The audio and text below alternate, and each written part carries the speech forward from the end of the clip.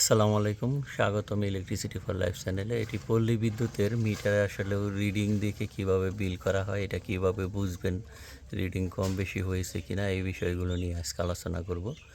অনেকেরই জানার আগ্রহীমূলক ভিডিও। যদি ভালো লাগে চ্যানেলটি সাবস্ক্রাইব করে পাশে থাকবেন।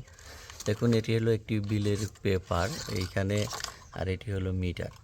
মিটারের রিডিংয়ের সাথে কীভাবে বিলের কপি মিলাবেন, দেখুন যে মিটারের ডিসপ্লেতে দুইটি রিডিং, এই যে একটা হলো রিডিং 1848 KWH, এটা হলো রিডিং, ঠিক আছে।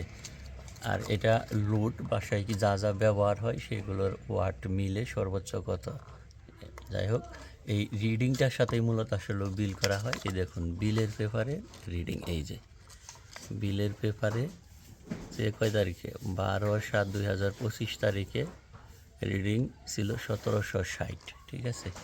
এখন মিটার আছে 1848, তাই বিলটা হলো জুলাই মাসের, গত মাসের বিল। সবসময় এক মাস আগেই হয়, তার মানে মিটারে অবশ্যই এই যে 1848, তার মানে রিডিং ঠিক আছে।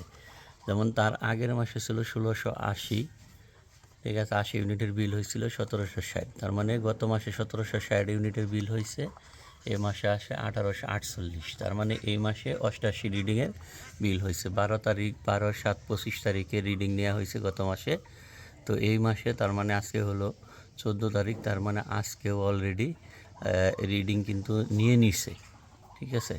এই 12/13 1-2 দিন এদিক সেদিক হয়, তার মানে এই মাসে 84 ইউনিটের বিল আসবে। সব সময় বিলের পেপারের যে বর্তমান রিডিং, দেখুন এই যে বর্তমান, এখানে একটু মিস্টেক হয়েছে, বর্তমান রিডিং 1760 KWH, এটার সাথে মিটারে সব সময় রিডিং বেশি থাকবে। যদি মিটারে থাকতো, ধরুন যে কথার কথা 1760, এইখানে বিল হয়েছে 1848, বা এই বিলের পেপারে বেশি আছে, মিটারে কম রিডিং আছে, তার মানে ওভার বিলিং হয়েছে, সেই ক্ষেত্রে সমস্যা। আর সবসময় বিলের কপির চেয়ে যদি মিটারে রিডিং বেশি থাকে, ঠিক আছে, তার মানে বিল ঠিক আছে।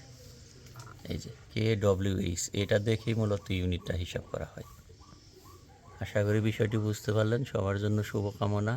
আল্লাহ হাফেজ।